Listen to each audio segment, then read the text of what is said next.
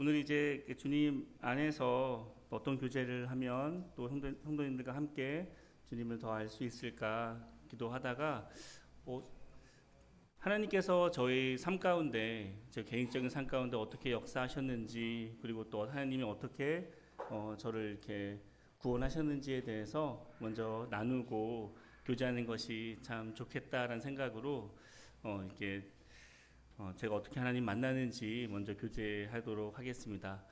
저는 어릴 때 이렇게 좀 저희 형이 한 명이 있고 또 부모님이랑 같이 이렇게 네 식구가 참 잘 살았어요. 근데 저희 집은 이렇게 예수님을 믿는 집은 아니었고요. 또 어머니 아버지도 아직도 예수님을 지금 모르고 계시는 지금 상황 가운데 있습니다. 환경 가운데 있는데 저희가 이제 어릴 때부터 부모님이 이렇게 사이가 좋진 않으셨어요. 그래서 항상 이렇게 좀 다투는 모습을 많이 보다가 저희가 그래서 이사를 어릴 때 참 많이 이렇게 다녔거든요. 그러다가 이제 항상 불안한 가정 가운데 제가 초등학교 5학년 때 이제 저희 어머니께서 이게 신내림을 받으셨습니다. 그러니까 어머니가 이제 무당이 되시고 나서 저희 집이 그 당시에 이제 전라도 남원에 살고 있었는데 저희 안방이 이제 반으로 나눠지고 안방 한쪽은 이제 법당이 되고 또 한쪽은 이제 어머니 아버지 생활하시는 공간이 되어서 초등학교 때가 한 5학년 때쯤이었는데 집에 이제 그 무당 깃발이 올라가 있었죠. 근데 그게 어린 저한테는 크게 뭐 이렇게 큰 일은 아니었어요. 여전히 어머니가 계셨고 또 아버지가 계셨기 때문에 그냥 우리 집이 이런 집이 됐구나 정도만 전 이렇게 인식하고 이렇게 생활을 했었는데, 근데 이게 어머니가 이제 무당이 되시고 나서 어머니랑 이제 생활하고 있으면 어머니가 가끔 이렇게 또 이제 뭐가 있는 것 같더라고요. 이게 그 아기처럼 행동하시기도 하고 또 할아버지처럼 행동하시기도 하고 이제 하루에 몇 번씩 그렇게 이제 왔다 갔다 하는 모습들을 보면서 참 신기하다. 이제 그 정도로 어릴 때는 이제 생활을 했었어요. 근데 이게 이 사단이 이렇게 악한 영이 이렇게 역사하는 곳은 항상 이렇게 좀 갈라짐, 나뉜, 또 거짓말, 그리고 다툼이 항상 있거든요. 그러니까 저희 집에도 이제 그런 일들이 찾아왔죠. 어느 날 학교에 갔다 왔는데 집에 어머니가 안 계신 거예요. 이제 어머니가 이제 그 남원 뒤에 지리산이 쫙 있는데 그 지리산으로 기도를 많이 다니셨거든요. 또 기도하러 가셨나 보다 했는데 이제 어머니가 사실은 이제 그 길로 이제 집을 나가신 거죠. 그리고 나서 이제 아버지는 이제 어린 저랑 형이 초등학생 있으니까 아버지는 또 이제 엄마 찾으러 간다고 또 집을 나가셨어요. 이제 그렇게 저랑 형 둘이서만 이렇게 10대 시절을 쭉 보내게 됐는데 10대 시절을 그렇게 이제 보내다 보니까 공부 안 했고요. 공부하라는 사람이 없으니까. 그리고 이제 저희가 형제 둘만 이렇게 살다 보니까 뭐 먹는 거나 자는 거나 생활하는 게 지금은 전혀 기억이 안 나요. 어떻게 지내는지. 기억은 전혀 안 나고 중학교 때쯤 이렇게 할아버지께서 저희 두 형제를 발견을 하고 할아버지 집으로 이렇게 데려가셨어요. 거기가 경기도 일산이었습니다. 거기서 이제 중학교 때부터 생활했는데 근데 할아버지 집에서 생활하는 게 저는 더 힘들었던 것 같아요. 어릴 적 기억은. 할아버지가 저희를 뭐 사랑으로 이렇게 따뜻하게 품어주셨다기보다는 항상 이제 어딘가를 보내려고 늘 했었기 때문에 그래서 저희 형은 집에 거의 안 들어왔고 저는 항상 이렇게 밖에 나가서 새벽에 집에 들어오고 뭐 이렇게 그런 생활들을 좀 했었습니다. 이제 그러다 보니까 학생 같지가 않았죠. 너무 학생 같지 않은 삶을 이렇게 살았어요. 그런데 이제 어느 날 제가 이제 학교 끝나고 밖에서 실컷 놀다가 집에 오면 항상 아파트 화단에 앉아서 집에 들어가기 전에 이제 흡연을 하고 집에 들어갔거든요. 어느 날 이제 저희 형이랑 같이 이렇게 흡연을 하고 있는데 저희 형이 갑자기 자기 구원받았다고 이야기를 하더라고요. 그래서 아, 얘가 갈 때까지 가는구나. 이게 하다 그쪽으로 가는구나. 그래서 굉장히 좀 이상했어요. 근데 그러고 났는데 저희 형이 삶이 이렇게 바뀌는 거예요. 복장도 단정해지고 담배도 끊고 집에 잘 들어오고 월화수목금토일 교회만 가요. 그래서 저희 형이 어떤 일이 있었냐면 저희 형이 다니던 학교가 이제 파주 공업고등학교라고 하는 아주 유명한 안 좋은 학교였거든요. 파주 지역에서. 근데 거기에 모임 형제님이 선생님으로 계셨어요. 그때 계셨던 그 형제님들이 조대희 형제님, 그다음에 안광인 형제님, 또 이제 그 김대성 형제님, 형제님 분들이 한 4분 정도, 세 분이서 학생들에게 복음을 이렇게 전하시고, 그리고 방학 때마다 캠프를 해서 아이들에게 또 복음을 전하는 사역을 쭉 하셨거든요. 그때 저희 형님이 구원을 받았어요. 그래서 이제 저희 형이 이렇게 구원을 받고 나서 저한테 교회 가자고 이야기를 하더라고요. 그래서 정말 가기 싫어서, 왜냐면 거기는 가면 안 되는 곳인 줄 알고 안 간다 하다가 저희 형이 이제 옷을 사주겠다. 옷을 사줄 테니까 교회 가자고 해서 이제 토요일 날, 그때 학생회가 토요일 날 있었거든요. 그때는 이제 토요일 날 학교를 갔었어요. 오전 수업만 하고 왔지만. 그래서 이제 원당교회를 처음 이렇게 가게 됐습니다.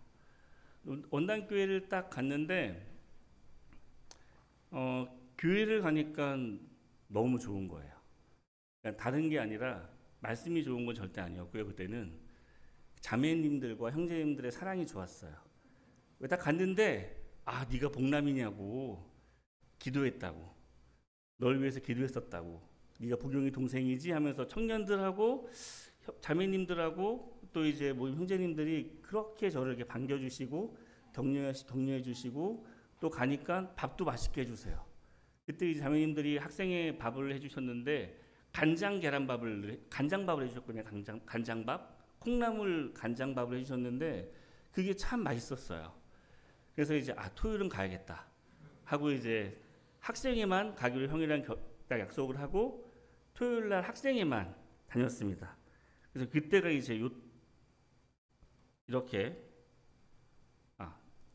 네, 학생회만, 그게가 1998년도였어요. 저는 이제 여기에 있습니다. 이게 참 날씬하게 생겼죠.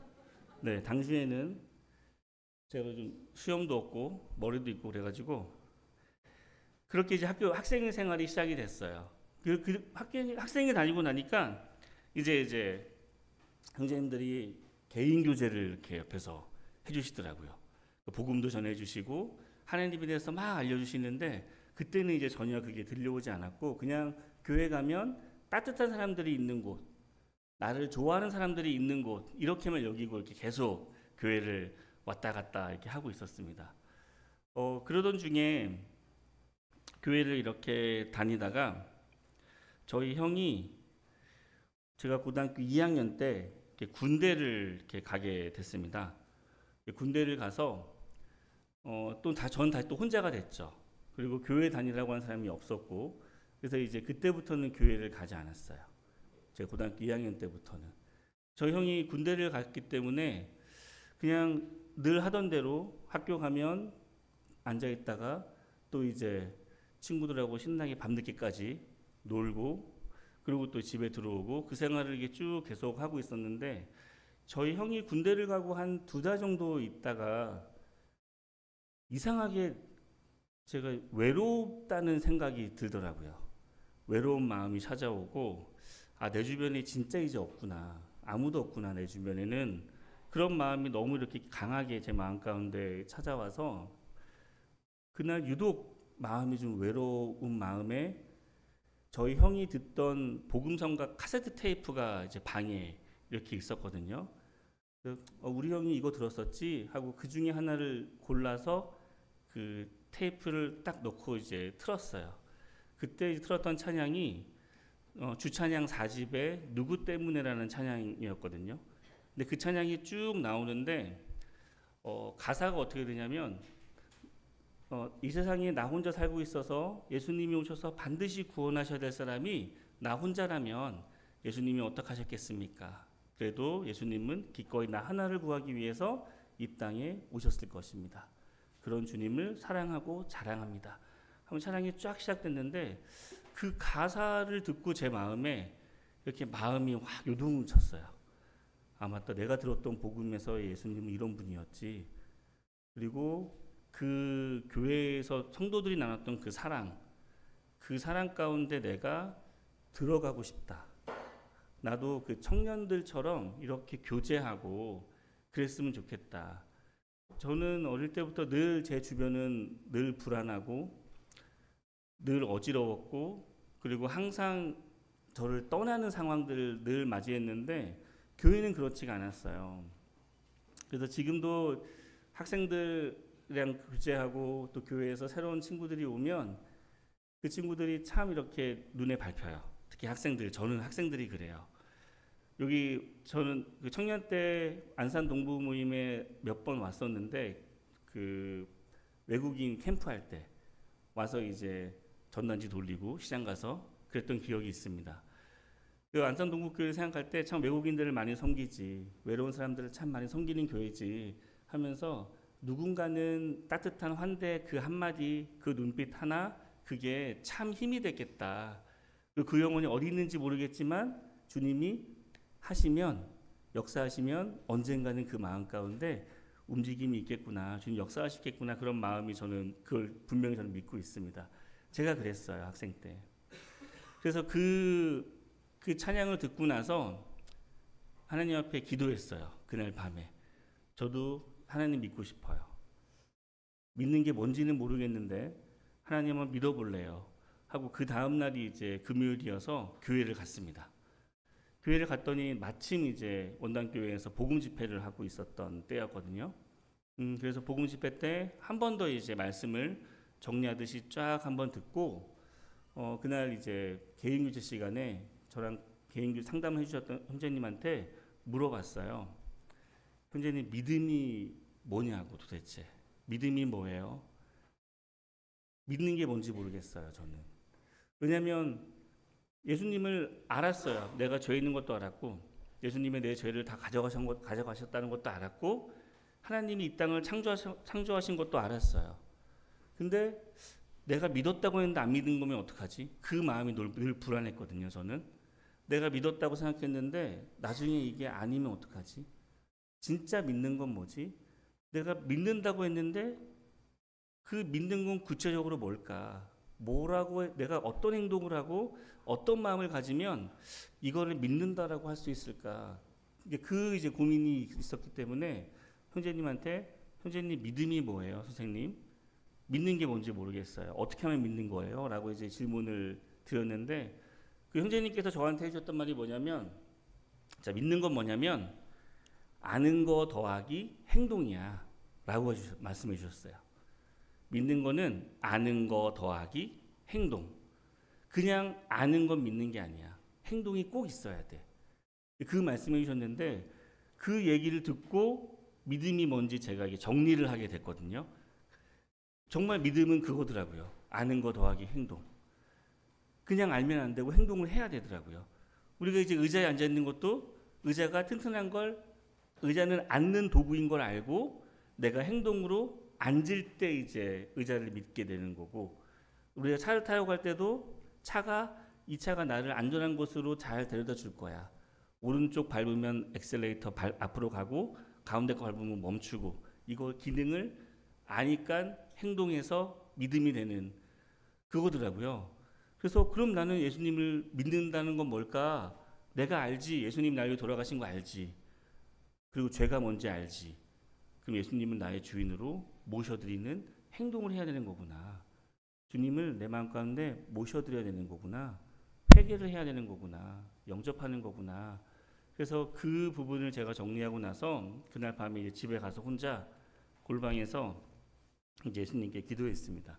예수님, 저 이렇게 살다간 제 인생 뻔할 것 같은데 예수님이 제 마음 가운데 주인이 되어주세요. 제 마음에 들어오셔서 제가 주인이 아니라 예수님이 저의 주인이 되어주세요라고 주님 앞에 간절하게 이렇게 기도를 했었어요. 그렇게 주님을 제 마음껏 영접하고 나서 그날 밤에 아주 기쁜 마음으로 잤죠. 너무 좋았어요. 아, 이게 믿는 거지. 난 믿었어. 예수님 알아. 나 분명히 예수님 알아. 그리고 그 예수님을 내 마음 가운데 주인으로 방금 모셔드렸어. 요청했어. 예수님 분명히 오신다고 하셨고, 그럼 난 구원 받은 거야. 라고 이제 기쁜 마음으로 잠을 잤는데 아침에 딱 깼는데 불안한 거예요. 이거 또 아니면 어떡하지? 이게 막 불안하더라고요. 그리고 또 생각해봤더니 다른 분들 구원관 중에는 말씀이 있었어요. 다들 말씀 받았다고 이렇게 말씀 이제 가지고 구원 받는다고 하셨는데 저는 이제 나 예수님 누군지 알고 영접했으니까 믿었는데 나도 말씀을 좀 받아야겠다 하는 마음에 이제 막 기도를 또 주님 앞에 주님 저 어떻게 해야 돼요? 어떤 말씀을 받으면 되죠? 하다가 죄송합니다. 이거 잘못 요한복음 5장 24절입니다. 네. 요한복음 5장 24절에 내가 진실로 진실로 너에게 이르노니 내 말을 듣고 또 나부르신 이를 믿는 자는 영생을 얻었고 심판에 이르지 아니하나니 사망에서 생명으로 옮겼느니라. 이 말씀이 딱 있는데 사실 이 말씀을 바로 보진 않았고요. 복음 집회 시간에 원당교회에서는 항상 이제 학생의 시간에도 복음 전하고 방학 때마다 캠프 기간에 복음 전하고 했기 때문에 여러 가지 예화들을 많이 드셨는데 어떤 한 형제님께서 복음 전할 때 이 말씀을 가지고 예화를 드렸던 게 그때 기억이 났어요. 어떤 예화였냐면 D.L. 무디 전도사가 복음을 전하고 이렇게 사무실에 들어가 있는데 한 청년이 이제 찾아와서 내가 예수님 믿고 싶은데 믿었다고 생각하는데 확신이 없다고 나에게 확신에 대한 그 교제 좀 해달라고 요청을 했는데 D.L. 무디 전도사가 이 말씀을 펴서 읽어보라고 이렇게 시켰어요. 그래서 내가 진실로 진실로 너에게 이르노니 내 말을 듣고 또 보내신 이를 믿는 자는 영생을 얻었고 심판에 이르지 아니하나니 사망에서 생명으로 옮겼느니라. 그랬더니 이 청년한테 자 이제 확신이 있냐고. 청년이 아니요 없는데요. 자 한 번 더 읽어보세요. 또 읽었어요. 자 이제 D.L. 무디가 자 확신이 있습니까? 아니요 없어요. 또 읽어보라고 시켜가지고 또 읽었어요. 자 확신이 있습니까?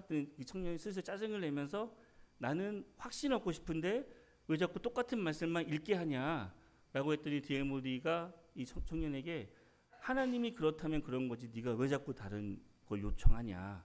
하나님이 구원 받은 것이다라고 했으면 영생 얻었다고 했으면 얻은 거지 뭘 더 다른 걸 요구하냐라는 예화가 번뜩 기억이 나면서 아 그때 봤던 그 말씀 얼른 펴서 하나님 앞에 저 이 말씀 가지고 구원 받을 거예요 라고 이제 하나님께 선언을 했습니다.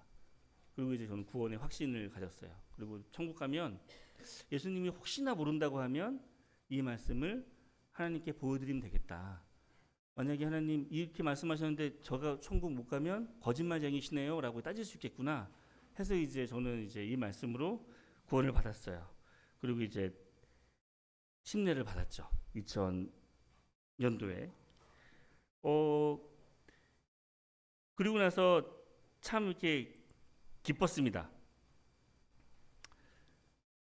또 구원을 딱 받고 나니까 저도 제 삶이 변하더라고요. 근데 저는 이렇게 뭔가 드라마틱하게 확 바뀌고 막 그럴 줄 알았어요. 근데 이제 그 성령님이 제 안에 계시니까 변화들이 조금씩 일어났는데 이건 저는 그냥 양심이 매우 민감해졌다라고 표현을 하거든요. 학생들한테는 양심이 민감해지는 거예요. 성령님이 계시니까. 그래서 항상 저는 학교 갈 때 골목골목 다니다가 이제 친구들하고 모여서 335 모여서 이제 흡연을 하고 등교를 했는데 이게 안 되겠는 거예요. 내 안에 성령님이 계신데 이 연기를 그분께 드린다고? 이건 안 되지. 이제 그렇게 이제 그게 멈춰지고 또 친구들하고 이제 워낙 제가 거칠게 학교 생활했기 때문에 언어가 굉장히 거칠었거든요. 근데 이제 거친 언어가 못 나가더라고요. 마음이 너무 찔려서 쟤도 하나님이 만드신 아주 귀한 영혼인데 저와에게 내가 상스러운 욕을 한다니 이건 있을 수 없지. 이제 그런 이제 이상한 마음들이 생기기 시작했어요. 양심이 너무 민감해져서. 근데 거기에 이제 하나하나 반응하다 보니까 주님이 저의 삶 가운데 조금씩 이렇게 역사하시고 제 삶을 이렇게 바꾸시더라고요. 근데 제가 이렇게 간증하면 모임에 쳐서 자란 친구들은 굉장히 부러워하더라고요. 왜냐면 이 친구들은 원체 어릴 때부터 착하게 지내가지고 변화가 별로 없어요.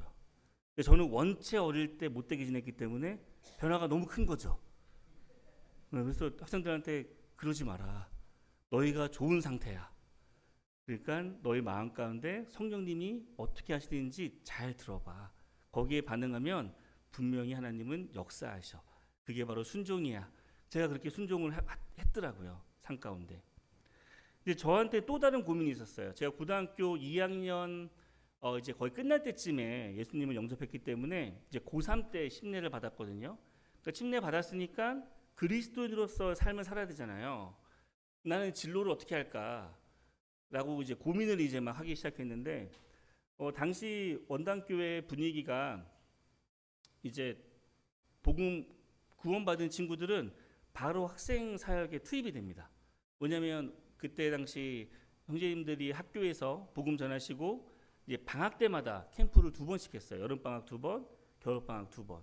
그러다 보니까 학생들이 이제 복음 전해야 되고 복음 구원받은 친구들이 교회로 오기 때문에 이 아이들이랑 교제하고 양육하고 바로 그렇게 이제 삶이 진행이 돼서 그 당시에 형제님 지금도 동일하지만 형제님들께서 굉장히 열심을 내서 복음을 전하셨거든요. 그래서 항상 형제님들이 내 직업은 복음 전하는 거지 지금 내가 하고 있는 이 일이 내 직업이 아니야. 그건 부업이야. 라고 이제 그렇게 늘 삶을 살았기 때문에 저도 자연스럽게 그럼 난 학생들을 위해서 뭘 하면 좋을까 이거를 고민하게 되더라고요. 근데 제가 말씀드렸지만 청소년 시기에 공부를 전혀 안 했잖아요. 근데 고3 때 또 저희 학교가 굉장히 특이한 학교였는데 지금은 이런 학교가 없을 거예요. 고등학교가 2학년은 학교에서 공부하고 또 고3은 밖에 나가서 취업을 해야 돼요. 그런 학교였어요. 제 친구들은 다 안산에 있었습니다. 안산에. 자주 놀러 왔어요. 중앙동에. 화려하잖아요. 정든 닭발을 자주 갔던 기억이 나요. 아주 매웠던 닭발이 기억이 납니다. 친구들 만나러 자주 놀러 왔는데 거기 이제 친구들은 다 안산에 있었고 저는 이제 안산으로 가면 모임상을 못 하니까 그냥 집 근처에 있는 조그만한 회사에 들어가서 고3 때 이렇게 지냈는데 뭔가 나는 전작과는 아닌 것 같아요. 전작과 나왔는데 하루 종일 낯댄지를 하는데 내가 이걸 평생 한다고 생각하니까 너무 힘들더라고요. 제 모습이. 이걸 평생 내가 전선을 까고 납땜을 한다? 이게 제 얘기입니다. 이거 좋아하시는 분들 분명히 계세요. 다 다르기 때문에 오해 안 하셨으면 좋겠습니다. 폄하하는 게 아니라. 그래서 저는 이제 이거 나한테 맞지 않는데 난 어떻게 하나님을 섬길 수 있을까? 뭐 하지? 그래서 저는 공부를 전혀 안 했던 학생인데 참 감사하게 제가 고등학교 때 모범생이었거든요. 무슨 말이냐면 제가 원래 가고 싶었던 학교가 저희 형이 다니던 그 파주 공고였는데 거기도 이제 파주 지역에서 제일 안 좋은 학교였어요. 근데 제가 거기를 지원을 했는데 떨어진 거예요. 그 학교 개교 이래 처음 있는 일이라고 하더라고요. 그러니까 제가 얼마나 이상한 애인지 알겠죠.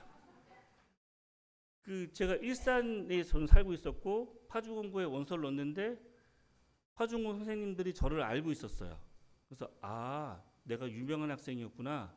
그래서 너는 오지 마라 해가지고 떨어져서 교회에서 기도하셨다고 하더라고요. 복유형제 동생이 떨어졌다고. 그래서 어쨌든 갈 수 있는 학교가 없어서 고등학교 진학을 하지 않고 배달을 해야겠다라고 생각했는데 그래도 고등학교 졸업장은 있어야겠다 싶어서 이제 집 앞에 있는 학교를 갔는데요. 그 학교가 조금 정말 이렇게 좀 이상한 학교였어요. 지금 생각하면. 왜냐하면 한 반에 20살 넘는 형들도 있었고 누나들도 있었고 한 학기가 지나면 학생 한 3분의 1은 없어요. 그런 학교였습니다. 그래서 그 학교에서 어쨌든 들어가서 다니는데 중간고사 볼 때 보기 전에 선생님들이 시험지를 나눠줘요. 시험 보기 전에 그 시험지에 빨간색으로 정답이 적혀져 있거든요. 그래서 선생님이 주시면서 자 이거 보고 공부해. 시험 문제 비슷하게 나올 거야 라고 이제 말씀하셔서 시험 보기 10분 전에 이 구겨놨던 거 서랍에서 꺼내가지고 한번 싹 보고 시험 봤는데 똑같이 나오더라고요. 그래서 처음 중간고사 때 전교 2등을 했어요. 그 전교생은 1000명 있었거든요. 그래서 모범생이 된 거예요. 장학금도 주고. 그러다 보니까 고등학교 1학년 1학기 때 전교 2등을 하니까 그걸 계속 유지해야겠더라고요. 그래서 시험 보기 10분 전에 항상 열심히 공부하고 시험 보고 제 내신은 1등급이었죠. 그러니까 진로를 고민할 때쯤에 갈 수 있는 학교가 많았어요. 제가 웬만한 서울권 학교는 다 갈 수 있었어요. 왜냐하면 저는 내신이 1등급이었기 때문에. 그래서 주님 제가 이런 환경이 있는데 어느 대학교를 갈까요? 이제 고민하다가 일단은 공부를 많이 하는 대학교를 가면 안 되니까. 왜냐하면 실력이 걸리잖아요. 그래서 제가 어릴 때 이제 취미가 그림을 그리는 거여서 우리 교회에 오는 이제 파주공고 학생들이 성경을 이해하는데 좀 도움이 될 만한 시각적인 자료를 그림을 공부해서 만들어 보면 좋지 않을까라는 생각이 이제 들어서 기도하고 그럼 내가 실기를 보지 않는 근처에 만화과가 뭐가 있을까라고 학교를 찾기 시작하다가 인천에 있는 한 대학교가 이제 실기를 보지 않고 그 학교도 이상했던 것 같아요. 실기를 안 봐요. 근데 이제 전자과를 졸업하면 자격증 하나 주거든요. 그 자격증이 있으면 특별 전형으로 들어갈 수 있는 애니메이션 학과였어요. 그래서 그것도 이상해요. 어쨌든 그게 있어서 거기 지원을 했는데 붙었죠. 왜냐면 저는 내신이 1등급이었기 때문에. 그래서 그 학교를 이제 입학을 해서 대신 이제 저는 이제 부모님이 안 계셔서 학비는 제가 벌어야 되니까 야간 대학교를 이렇게 갔습니다. 그래서 이제 열심히 학교에서 이제 공부를 하고 그렇게 생활을 했어요. 그게 저는 너무 행복했습니다. 공부를 열심히 할 수 있다는 게. 그 당시에 이제 이렇게 캠프도 많이 하고 바로 이제 학생 사역에 들어가서 아이들과 함께 교제하고 그림을 그리고 나서 그 그림을 가지고 이제 제가 이제 그림을 그려서 아이들을 같이 교제를 하게 돼서 너무 좋은 거예요. 이 아이들한테. 지금도 계속 그 작업을 하고 있습니다. 그래서 늘 주님 앞에 꿈이 주님 저 이런 시각적인 자료를 좀 잘 만들어서 우리 주일학교 학생들이 우리 모임에서 이렇게 가지고 있는 가치관, 성경을 바라보는 관점대로 교재를 만들면 너무 좋겠다 우리 아이들한테. 그래서 지금도 이제 이 작업들을 모임 안에서 이렇게 하고 있어요. 당시에 어쨌든 저는 청년 때 그림도 열심히 공부하고 또 교회에서는 학생부 열심히 참석하고 또 수요 집회, 금요 집회 잘 나가고 캠프 때 열심히 하고 그러니까 교회에서 저를 굉장히 이뻐했겠죠. 그렇죠. 정말 교회에서 너무 저를 이뻐해 주셨고 형제님들이 참 이렇게 잘 세워주시고 섬겨주셨어요. 그런데 제 안에는 문제가 하나 있었는데 이게 제 문제였어요. 이게 왜냐하면 구원을 이제 잘 받고 모임에서 잘 성장하고 또 이렇게 주님이 주시는 비전을 가지고 공부도 열심히 하고 있는데 제 안에는 아무도 모르는 해결되지 않은 것들이 계속 있었거든요. 형제자매들을 판단하고 음란한 마음들이 이렇게 계속 일어나고 또 나는 좋은 그리스도인이 되고 싶은데 자꾸 이렇게 제 스스로를 판단했을 때 좋은 그리스도인 같지 않고 특히 대학을 갔는데 놀고 싶은 거예요.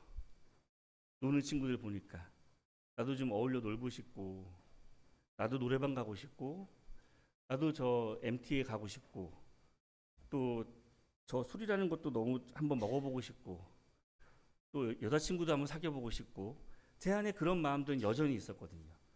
이제 그게 갈등이 되더라고요. 나는 왜 이러지?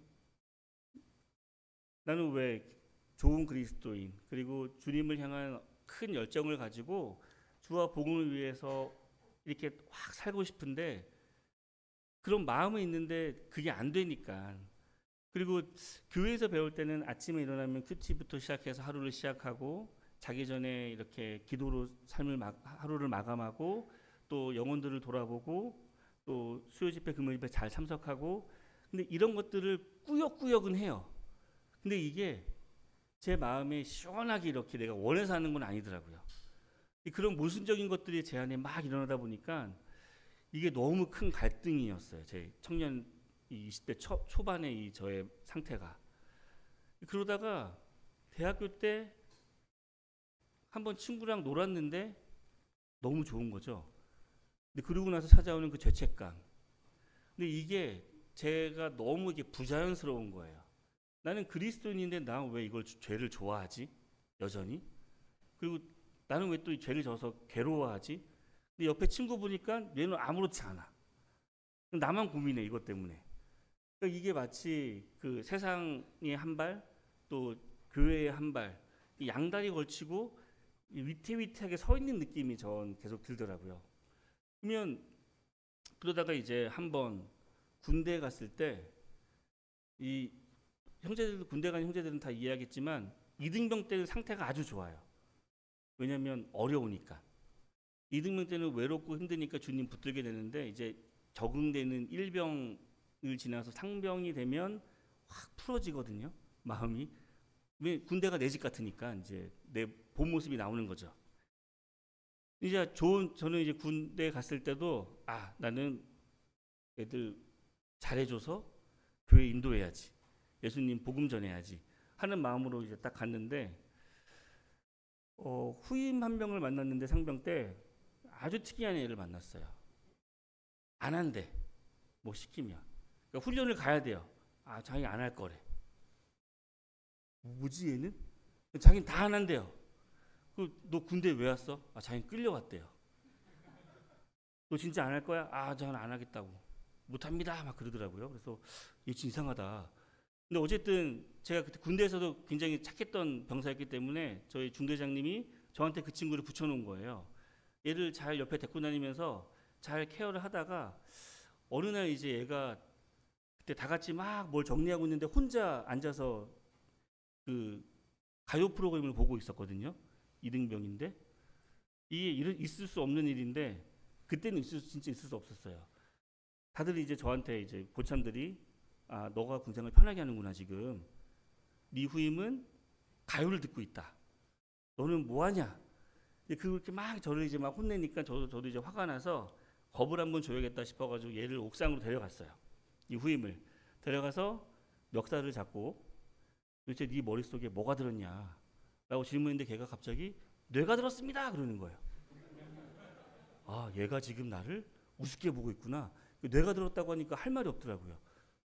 너무 맞는 말인데 저도 모르게 이제 그때 그동안 구원받고 나서 꾹꾹 묵혀뒀던 이 욕이 이제 방언 터지기 시작했습니다. 이게. 막 그래, 네가 뇌가 들어오는 그 뇌를 내가 어떻게 해줄까 뭐 하면서 막 욕을 막 쏟아내기 시작했어요. 제가. 근데 주변 친구들이 처음 본 거죠. 저의 이런 모습을. 막 제가 욕을 막 하면서 걔 달려들고 덮치려고 하는데 이제 말리고 막 난리가 났었어요. 그러고 났더니 제 안에 이제 패배감이 찾아온 거예요. 내가 졌다. 내가 그리스도인으로서의 간증을 군대에서 완전히 잃어버렸구나 하면서 이제 아무도 저한테 뭐라 하지 않지만 이제 군대에서 제 눈치 보면서 생활하고, 왜냐하면 간증을 잃어버렸기 때문에 그게 너무 저한테 이게 크게 다가왔어요. 나는 정말 쓰레기 같은 놈이구나. 그러니까 제대했는데 제대해도 너무 주님 앞에 죄송하더라고요. 그래서 이렇게 된 거 놀자 하고 또 이제 더 놀아버렸어. 그 죄의 기회를 틈타서. 그리고 나서 이제 이게 구원을 받고 나니까 놀아도 노는 게 아니더라고요. 제 마음 가운데 계속 그게 이제 있으니까 너무 불편해서 이제 주님 앞에 저는 좋은 그리스도인은 포기하고 그냥 주님 안에서 예배만 드리는 그냥 그런 그리스도인 할게요 하고 이제 교회 뒤에 항상 늘 앉아서 고개를 푹 숙이고 있었어요. 그때 이제 저는 20대 구원받았을 당시에 그 열정 붙었을 때 주님께 내 삶을 드려야지, 선교사가 가장 귀한 직업이지 하면서 막 했던 그런, 제가 완전 패배감에 쩔어가지고 이렇게 완전 내려가 있을 때 그때 저는 어떻게 정리했냐면, 사도 바울 형제님이나 모임에 이제 우리 김철 형제님이나 아니면 모임 훌륭한 형제님들은 독립운동가 정도는 돼야겠다. 그러니까 그러니까 독립운동가 같은 마음이 없으면 좋은 그리스도인 될 수 없구나라고 저는 결론을 내렸습니다. 왜냐하면 형제님들 보니까 너무 다 좋아 보고 훌륭한데 저는 그러지 못하잖아요. 그러니까 그러다 보니까 이게 독립운동가 같은 정신과 절제력과 마음가짐이 없으면 하나님의 일꾼 되는 거는 어려운 거구나라고 저는 이제 결론을 내리고 교회 뒤에 이렇게 앉아서 가만히 이렇게 있었어요. 이제 그러던 중에 주님께서 저에게 특별한 또 은혜를 허락하셨는데 복음 집회를 갔는데 복음 집회 시간에 이제 이 말씀을 본 거예요. 창세기 3장 6절에 여자가 그 나무를 본즉 먹음직도 하고 보암직도 하고 지혜롭게 할 만큼 탐스럽기도 한 나무인지라 여자가 그 나무 열매를 따먹고 자기와 함께 있는 남편에게도 주매 그도 먹은지라. 이 말씀을 제가 딱 보는데 너무나 잘 아는 말씀이고 학생들과 교제했던 말씀이었는데 죄에 대해서 한번 이 말씀 보고 정리를 하게 되었어요. 죄가 뭐냐? 정말 죄가 뭘까? 창세기 이 장면에서 말하는 죄는 사단의 말을 듣고 열매를 따서 먹은 그걸 이제 전 죄라고 생각했는데 이 말씀을 보는데 따먹은 거는 죄가 아니더라고요. 따먹은 건 죄의 결과고 열매일 뿐이지 진짜 죄는 하와가 그 나무를 본즉 먹음직스럽고 보암직하고 하나님처럼 지혜롭게 할 만큼 탐스럽게 보인 그 생각, 이게 죄구나. 행동의 결과는 죄의 열매일 뿐이었지 하와는 이게 죄였구나, 하와의 죄였구나. 하나님은 먹지 말라고 했는데 사단이 너 이거 먹으면 하나님과 똑같아져. 그 말을 듣고 나니까 욕심이 생겨서 내가 저거 먹으면 하나님처럼 되는 거구나. 하나님처럼 지혜로워지고 하나님과 같은 선과 악을 판단하는 아주 높은 존재가 되는 거구나 라고 하와가 생각을 해서 그 열매를 보니까 이게 달리 보이기 시작하는 거죠. 얘는 동산 중앙에 있었기 때문에 늘 보던 나무였거든요. 동산 어딜 가나 볼 수 있는 나무였는데 근데 그 말을 듣고 나서 보니까 너무 보암직하고 먹음직스럽고 이거 먹으면 지혜롭게 될 것 같아 라는 그 생각, 이게 죄구나. 그러더니 제 마음 가운데 죄에 대한 정리가 싹 되더라고요. 내가 하나님을 위해서 하고자 했던 하나님을 떠나서 그게 아무리 선한 결단이고 결심이어도 그것도 죄였구나. 내가 하나님 앞에 의로운 자, 내가 정해놓은 기준을 가지고 이런 행동을 해야 좋은 그리스도인이지 라고 세워놨던 그것도 죄였구나. 그러면서 내가 태어나면서부터 지었던 죄도 죄지만 구원받고 나서도 내가 하나님을 떠나서 행했던 모든 게 다 죄구나. 그게 싹 정리가 되면서 그제서야 제가 예배에 감사를 할 수 있었어요. 그전에는 예배 시간에 주님이 나의 죄를 위해서 십자가 돌아가신 거 너무 감사하지. 근데 저 형제님만큼은 아니었거든요. 감사하는 형제님만큼은. 저렇게 눈물을 흘리는, 찬양을 하면서 눈물을 흘리는 자매님 정도의 감사는 저한테는 없었어요. 그 예배 시간에. 그러니까 항상 저는 똑같은 예배만 드렸거든요. 근데 제가 그동안 태어나면서부터 했던 모든 것도 다 죄였고, 그리고 그 구원 받고 나서부터도 내가 주님께, 주님 이 정도면 주님 받으실만 하겠죠. 제가 이렇게 하면 주님 기뻐하시겠죠. 제가 이렇게 하면 성도님들이 기뻐하겠죠. 좋아하겠죠. 했던 그 동기가 모든 게 다 죄였구나 하니까 제가 용서받은 십자가의 그 크기가 너무너무 커지는 거예요. 또 하나 깨달아진 말씀이 이 말씀이었어요. 다 같이 읽겠습니다. 시작. 내가 그리스도와 함께 십자가에 못 박혀 죽었나니 그런즉 이제는 내가 사는 것이 아니요 오직 내 안에 그리스도께서 사시는 것이라. 이제 내가 육체 가운데 사는 것은 나를 사랑하사 나를 위하여 자기 자신을 버리신 하나님의 아들을 믿는 믿음 안에서 사는 것이라. 제가 갈라디아서 2장 20절 말씀을 외우고 있었지만 이 말씀이 제 것으로 받아들이지 못했어요. 왜냐하면 이 말씀이 이해가 되지 않았어요. 내가 십자가에 못 박혀 죽었나니 나 죽었지. 그런즉 이제는 내가 사는 것이 아니요 오직 내 안에 그리스도께서 사시는 것이라. 그리스도께서 내 안에 살아갈 때는 내가 없는 건데 그건 어떤 상태지? 내가 십자가에 못 박혀 죽었으면 나는 없는 건데 저는 제 힘으로 살았거든요. 구원 받고 나서도 내가 이것도 하고 저것도 하고 주님 위해서 이것도 드리고 저것도 드리고 늘 그렇게 내가 했었는데, 그러면 이 말씀은 도대체 뭐지? 그리스도가 사시는 거는 뭐 어떻게 하면 그리스도가 사는 거지? 이게 전혀 이해가 안 됐는데 제가 죄가 뭔지 한 번 더 정리하고 나서 깨닫고 나서 이 말씀이 이제 제 걸로 깨달아졌어요. 아, 나는 죽었구나. 내가 주님과 함께 주님 십자가에 못 박히셨을 때 나는 같이 죽은 거구나. 나는 사는 게 아니구나. 그리고 주님은 내 안에서 사시는 거구나. 그랬더니 그동안 봤던 말씀이 정리가 되는데, 예수님이 겨자씨 하나 만한 믿음만 있으면 저 산을 명령하면 일로 옮겨진다 그랬거든요. 근데 그게 가능하지가 않잖아요. 내가 그 믿음을 가지고 산아 옮겨져라 하면 안 돼요. 이걸 할 수 있는 사람은 대한민국에 그 사단장이나 장군들밖에 없어요. 그 사람들이 저 산을 일로 옮겨라면 삽질해서 옮기거든요. 그거 말고는 있을 수 없는 일인데 예수님은 된다고 말씀하셨잖아요. 아, 내가 하는 게 아니라 예수님이 하시면 하는 거구나.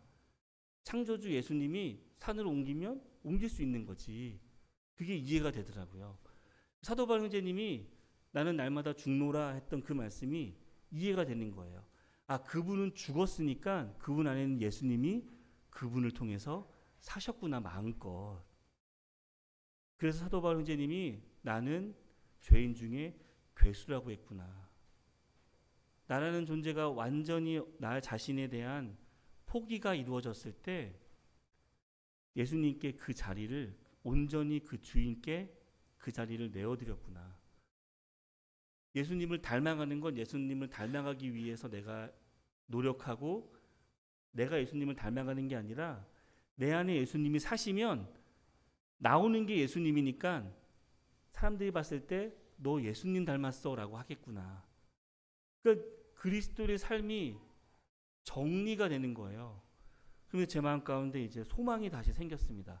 아, 내가 좋은 그리스도인이 될 수가 있다. 나는 안 되지만 내 안에 주님을 마음껏 사시도록 내가 내 자리를 내어드리면 주님이 살고 나는 예수님이 그거를 사니까 그리스도가 나타나니까 나는 좋은 그리스도인이 되겠구나.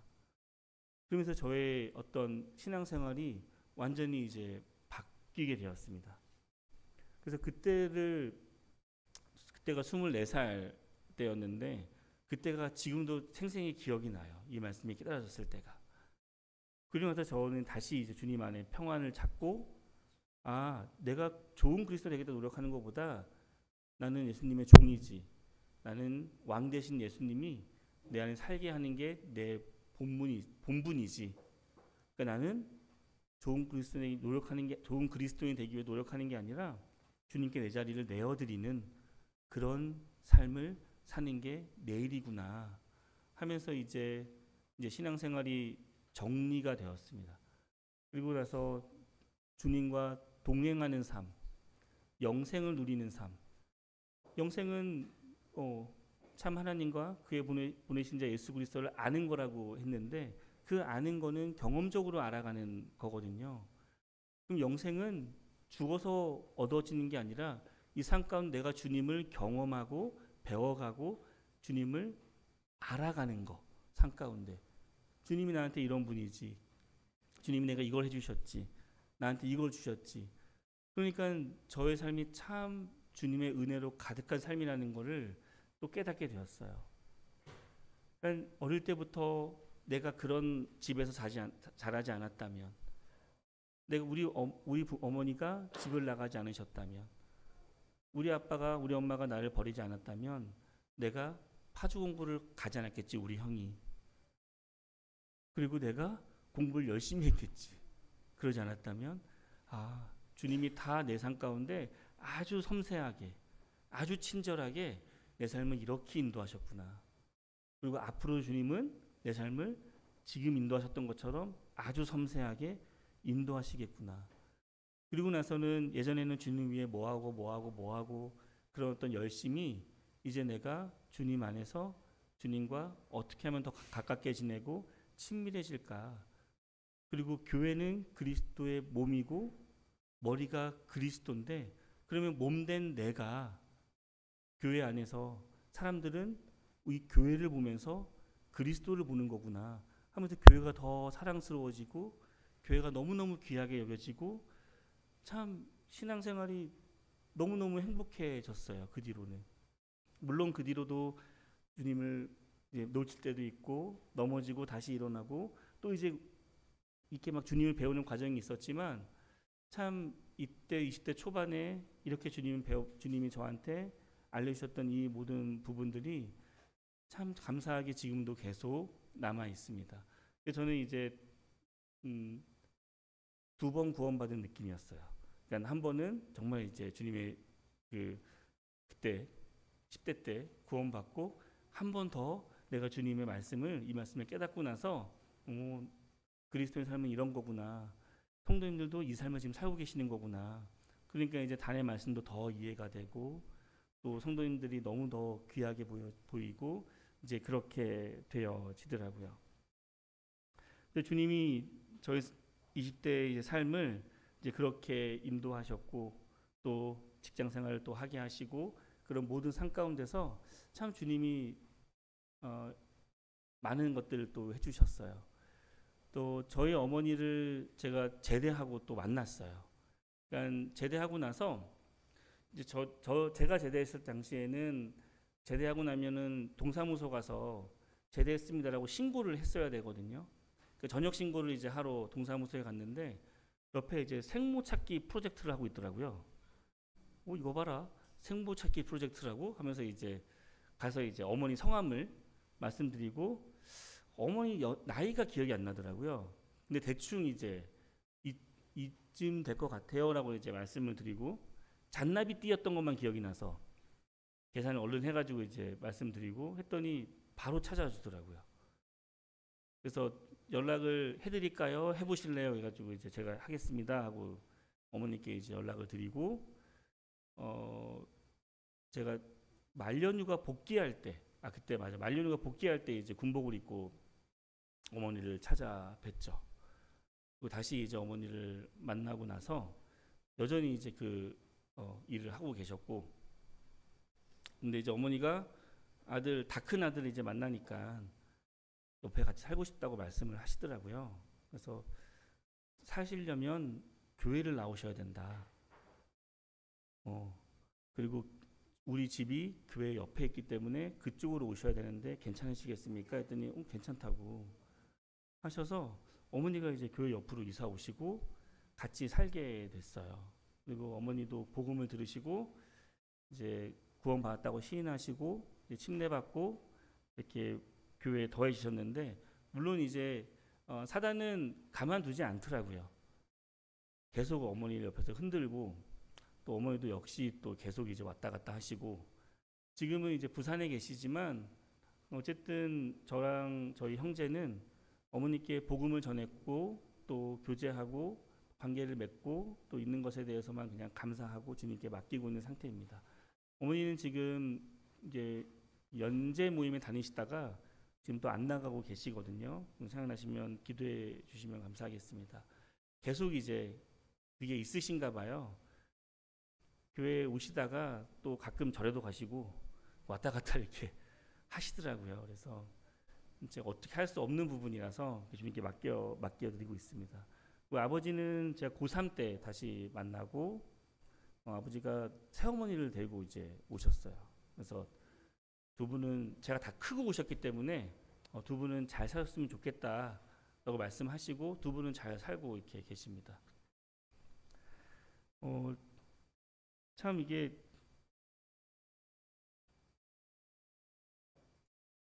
구원받은 부분들, 주님이 삶 가운데 저희 가정 가운데 역사하신 부분들, 이런 것들이 이게 참 감사해요.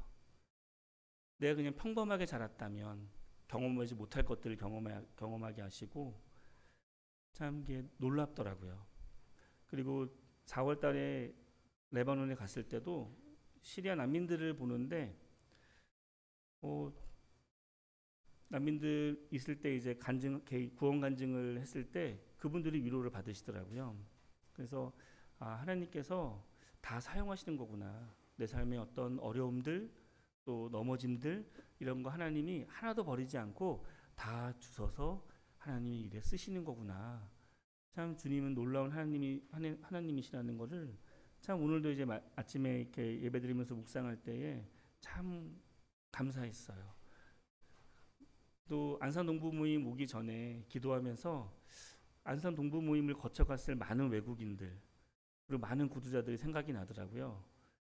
그 영혼들이 뿌려졌던 씨가 어디 가지 않겠구나. 하나만 더 말씀을 드릴게요.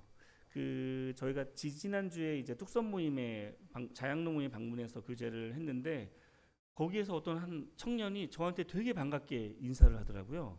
저 모르시겠냐고. 그래서 난 너 모르겠는데. 근데 너무 반갑게 인사를 하고 너무 실망하는 거예요. 나중에 이제 사진을 보내줬는데 학생 캠프 때 만났던 학생이더라고요. 파주공고 학생 캠프 때. 그때 저랑 교제를 많이 했대요. 저는 기억은 안 나거든요. 나중에 사진을 유심히 보니까 기억이 나요. 걔구나.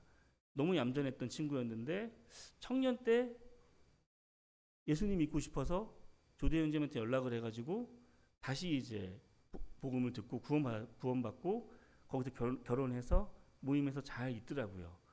너무 감사했어요. 청년 때 이렇게 스쳐 지나갔던 아이들 또 원당교회 오랜만에 갔더니 거기 또 이제 오랫동안 안 나왔던 옛날 학생들이 또 몇 명이 또 이렇게 있더라고요. 그래서 하나님은 우리가 뿌린 씨를 그냥 두지 않으시는구나. 하나님이 원하실 때 하나님의 때에 그 마음 가운데 불을 당기시는구나. 어디 안 가는구나. 하면서 참 안산 동부 여기 모임을 생각하면서 감사하고 성도님들이 너무나 수고 많으시고 참 귀한 사역을 하고 계신다. 이런 생각들을 또 하게 되었습니다. 진심으로 감사드리고 또 이렇게 부족한 저희 가정을 이렇게 초대해 주셔서 격려해 주셔서 너무나 감사합니다. 네, 마치겠습니다.